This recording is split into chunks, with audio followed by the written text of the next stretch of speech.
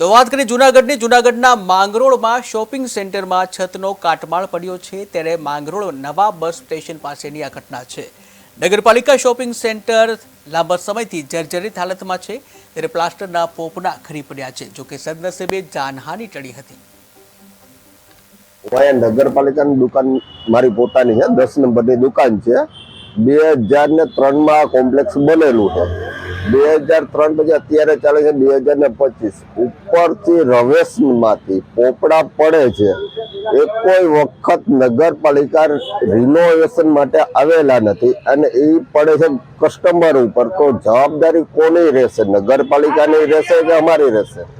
કોઈ બાહેંધારી લેતું નથી। આની પહેલા ઉપર સ્ટુડિયો है, इन्हें एक वक्त एप्लीकेशन के अर्जी आपेली है नगरपालिका में।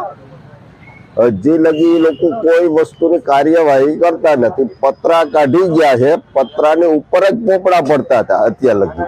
હવે તો પતરા કાઢી ગયા એટલે નીચે પોપડા પડે છે, તો એની જવાબદારી કોણ લેશે? કાલ સવારના કોઈની ઉપર પણ કઈ થયું તો જવાબદારી નગર